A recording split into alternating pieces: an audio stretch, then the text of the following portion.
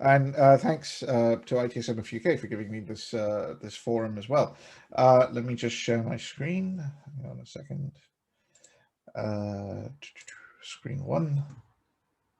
All right, so you should see my title slide.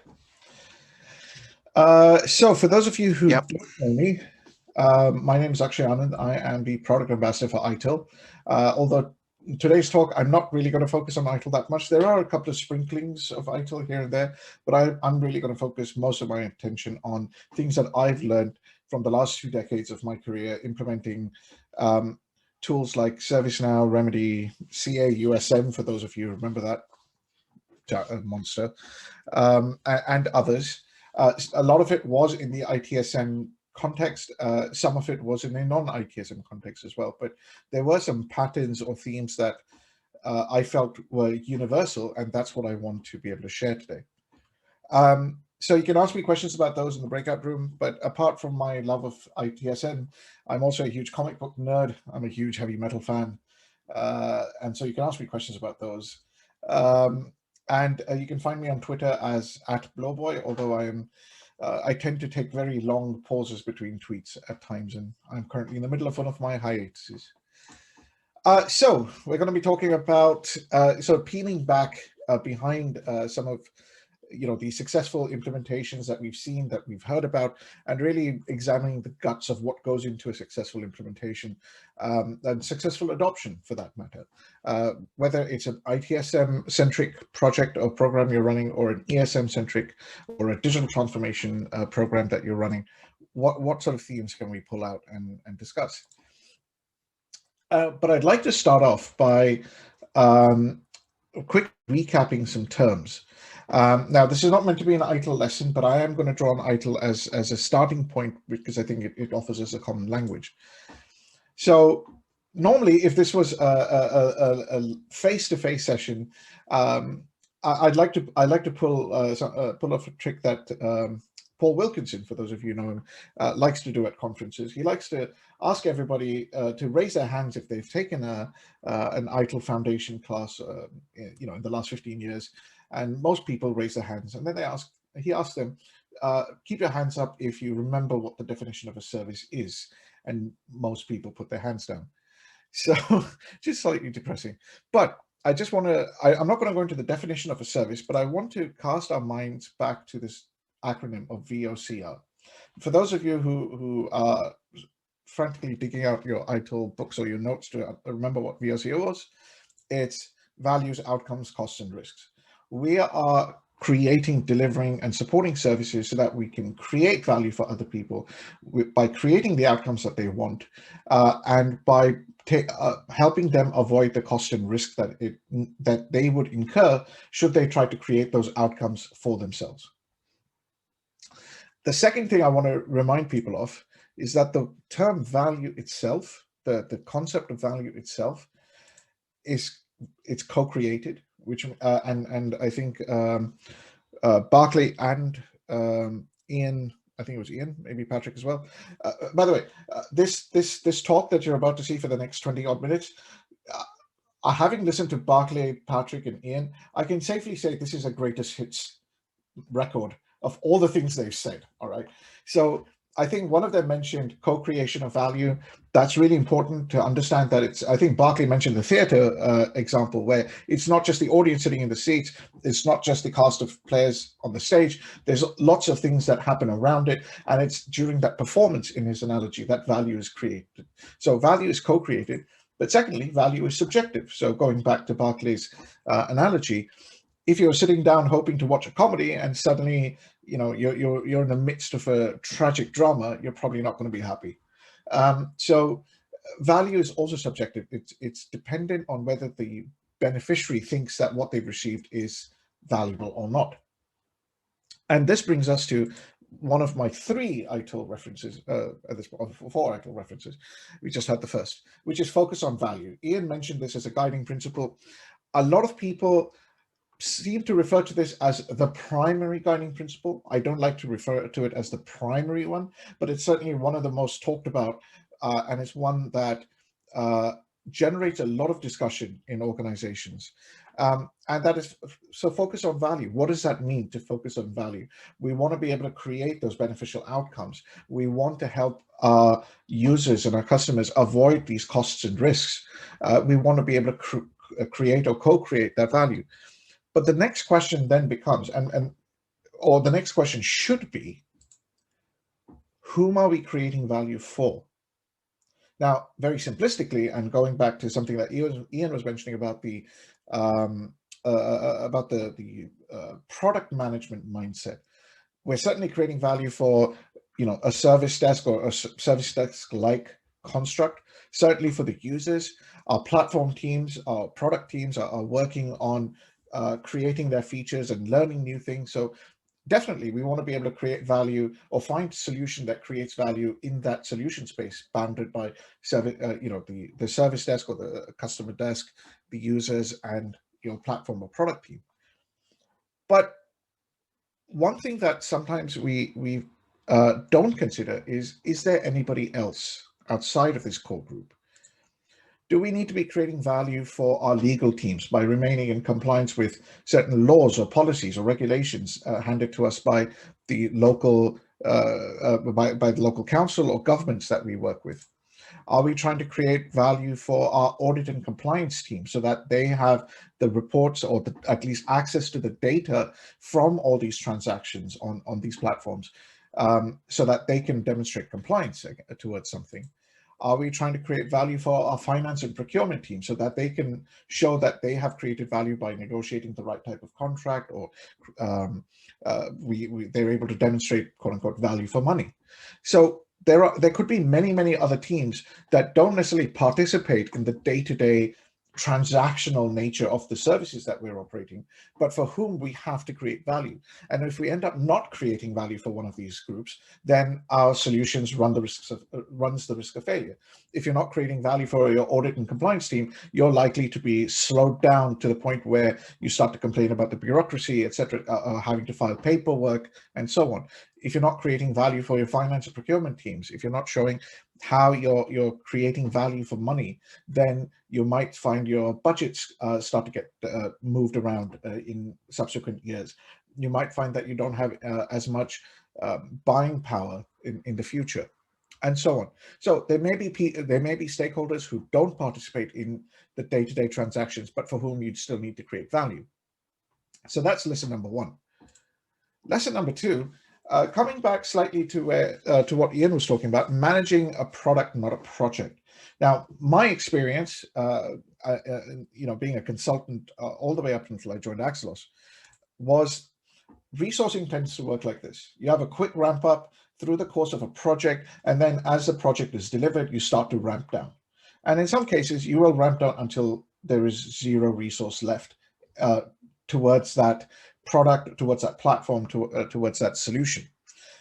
But where I've been able to change things, and I've seen organizations change things, is when they start to define a stable product team that consistently stays with the product, continuing to deliver small incremental fixes, small features, maybe even indulge a little bit in some of the larger pieces broken up over time, epics versus stories, but having a small stable team who stays married to that product is very beneficial, because over time you build up a lot of learning about the product, how it's being used. A lot of that information, going back to knowledge management concepts, a lot of that information is implicit. It's not explicit, and it would take a lot of energy to make that explicit. And indeed, one of the issues we have with organizations who constantly think in terms of projects is, if you were to break a project team apart, you start to lose a lot of that implicit information. You try to seed that information across the organization, but a lot of it is lost because a lot of that information, as I said, is implicit, and it's held in the sort of dynamics between team members. And if you don't have a team anymore, you're losing a lot of that information. So instead of that, if you have a stable core team, you can then start to flex up and down as and when required to create project teams as and when you have a significant investment that needs to be made. You want to be able to hit certain milestones because of external regulations as part of internal programs of organizational change or transformation and so on. the second lesson I'd like to share with you is it's better to manage your ESM solutions as products that have a life cycle rather than a project. And I'll come back to that life cycle concept in a bit. And the last thing I want to mention about managing this as a project with a small and stable team is that you're able to continuously improve as well as iterate with feedback, because you're keeping that implicit knowledge within the team. You're not dispersing that knowledge. You're not losing that knowledge because of the loss of the team cohesion. You're able to keep that team around. They can observe what people are doing. They can reference back to something that happened last week, last month, last year as examples of how things can go right or how things can go wrong. So you want to keep that strong and stable team together. The next thing, and Ian and I might probably have words about this later, is I think there's a difference between MVP and MMP. Now, most people have encountered the phrase MVP, minimum viable product. Not many people have encountered the phrase, the acronym MMP, which is minimum marketable product. And there's a difference here. An MVP is a set of features that as a platform team, as a product team, you can learn from and iterate against. But oftentimes, what your customers, what your users are looking for is an end-to-end solution that gets their jobs done. So it might be more than just the core features you've put together. You might actually need to build in more features that as a product team, you might feel are unnecessary, but your customers deem it necessary to have them, or not necessary for a release, but your customers might feel that the need to that. And here's where thinking as a product manager comes in. You need to understand what your customer needs are. You need to understand what is that minimum set of features that not only can the developers learn from, or the product team learn from, but will also start to create value for your customers.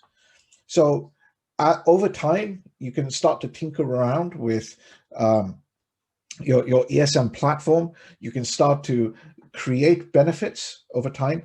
But I think, was it Ian or Patrick? We're talking about soft launches versus formal launches. You can be in a sort of soft launch phase where you're tinkering with things and iterating and constantly refining them. But at some point, you want to have your big splashy launch. You want to have the cake and the party, and or the virtual cake and the virtual party these days, and you want to be able to have a big bang, a widely marketed release or launch. And you will find as a product team that you will have a much steeper increase in the amount of benefit delivered over time as more and more people start to come onto that platform.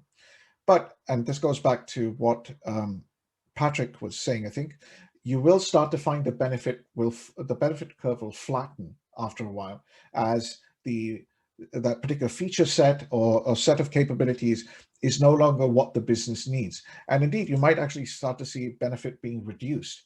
And that's a point, or before this point, you want to start to have conversations with your key stakeholders about whether this is the time to go into a sort of end-of-life maintenance mode, phase out your current solution for something else. And this is all part of that whole product-centric or product management thinking brought into service management. That's the next lesson. Moving on to the next one. And I apologize if I'm going really fast. I'm sure that I'll answer any questions after this. The next big thing that I would recommend is invest in marketing and communication. This is something that I have seen organizations struggle with time and time again.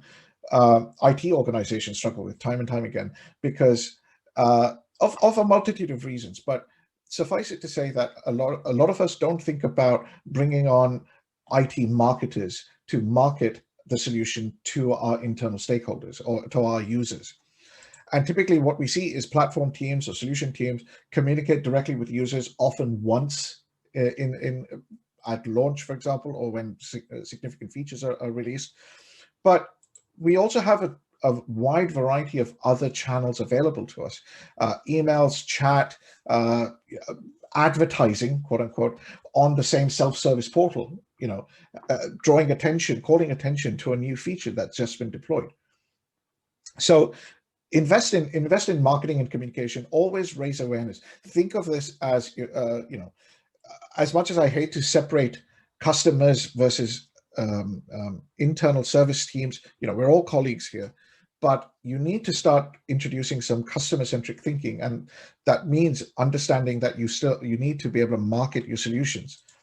Now, one of the ways in which you can market your solution, if you don't want to go direct, is to cultivate super users or local champions. So find the office manager, find the facilities manager, find that HR analyst who loves playing around with technology, who can bring the message that you're trying to push out to the teams that they work with on a day-to-day basis. The other benefit of cultivating these sorts of super users is that they can form a feedback loop. They start to become the primary source of user stories or requirements or narratives that allow you to understand how your tool or how your platform is being used. So as I said, you can go to your office manager and ask them, when they book a meeting room, what's their experience of booking the meeting room? Or if somebody's come to them to say, look, I'm having trouble booking that meeting room, they can share all these stories, all these narratives about what's going right and what's going wrong.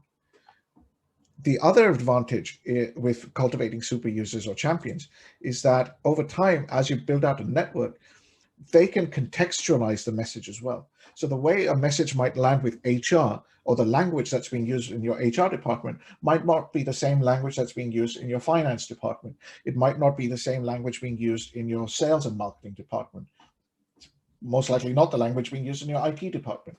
So you want to be able to cultivate this network of super users, if you will, so that they can take the message back and translate that or contextualize that in the language of the departments that they're working with.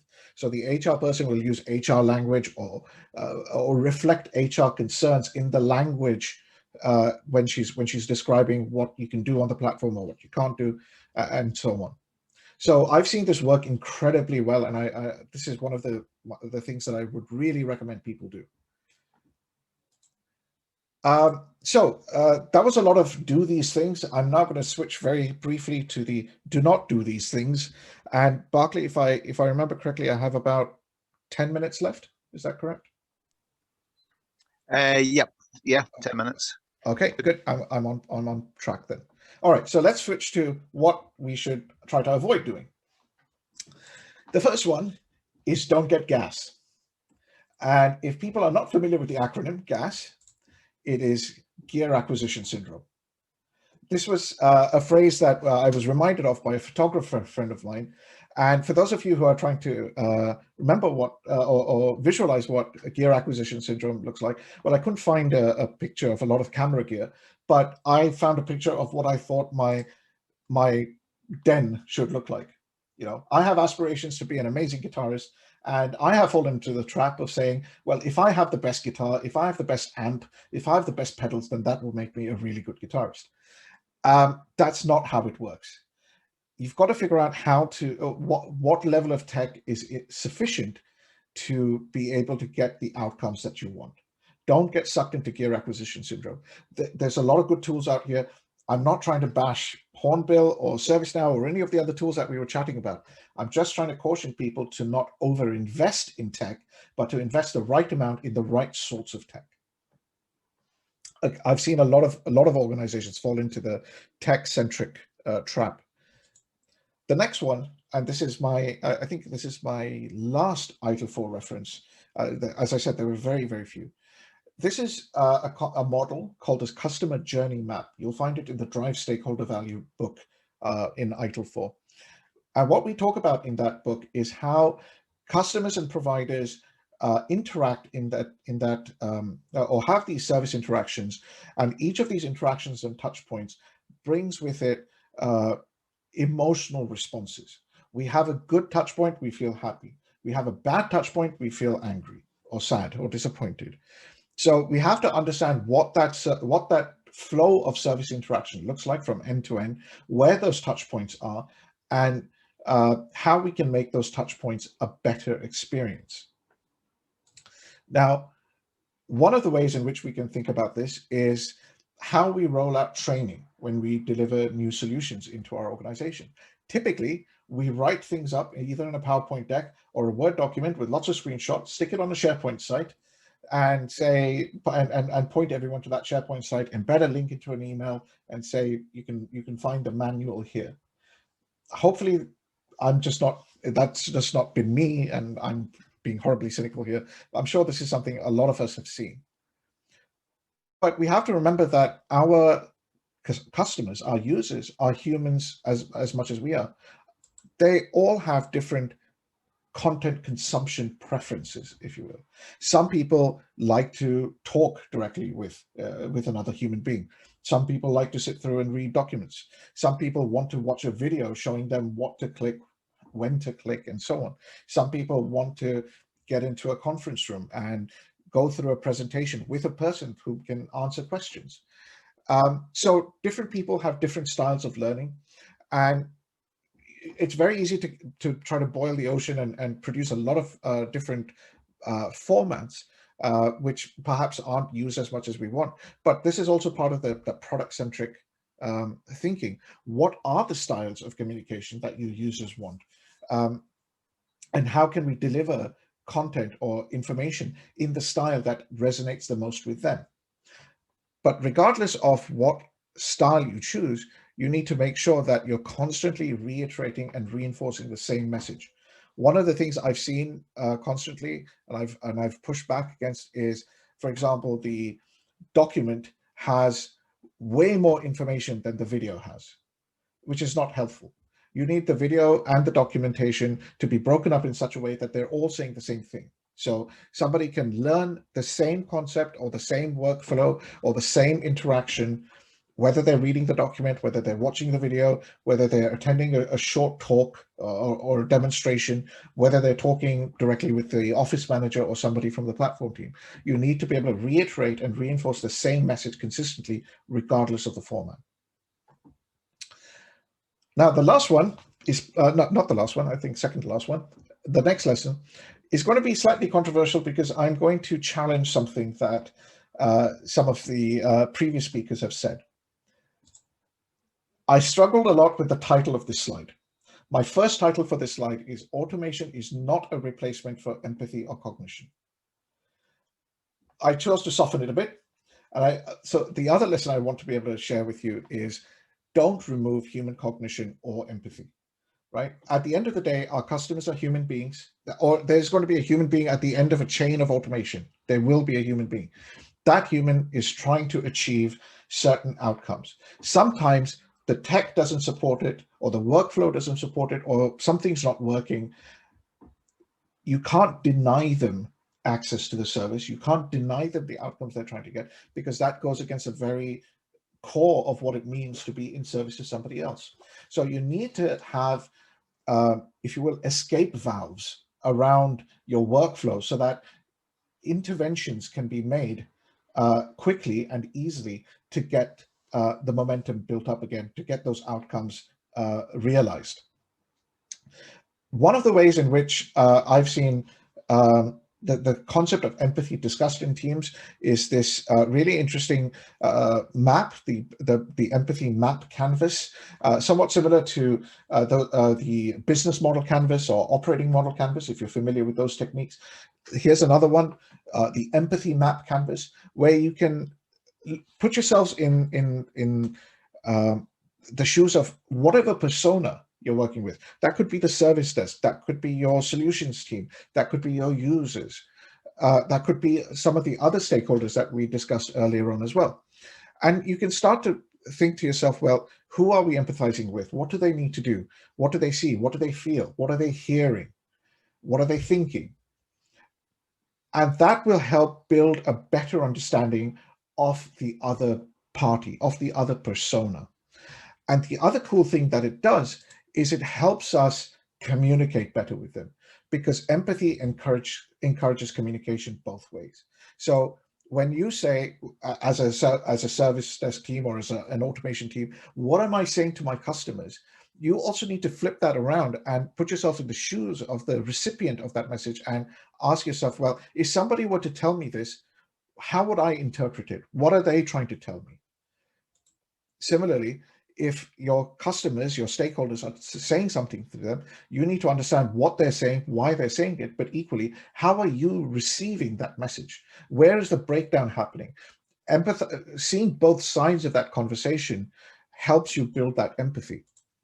And as a last example, if I do something, how are those actions being experienced by the recipient of or the beneficiary of those actions?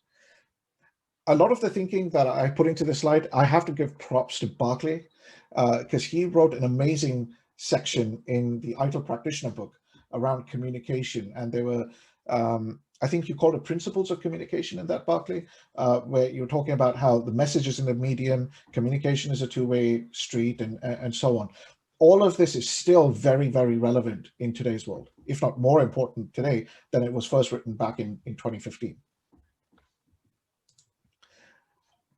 The other thing I'd like to talk about is keeping channels of communication open. I'll share with you a small story. I think if I can probably go over a little bit, but I'll share with you a small story.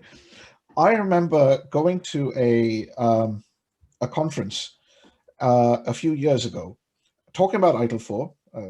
That's my day job.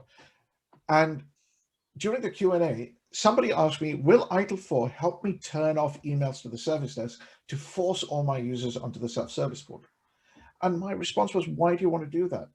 We are in service to our customers, to our users. We have to go where our users are. We have to understand that sometimes it's not possible to access the self-service portal. It's not possible to use that self-service portal. So why would we ever turn off channels of communication? We'd want to encourage certain channels of communication, incentivize certain channels of communication. But if we're implementing a new self-service portal, we should not be abruptly turning off other channels of communication. We should be discouraging their use, and we should be looking at how we can incentivize the use of that portal, but don't turn off other channels of communication. You're just going to upset people. Because remember, going back to the earlier slide, these touch points along that service interaction, that journey of service interaction, those touch points can create, but equally they can change the perception of the service, of the solution.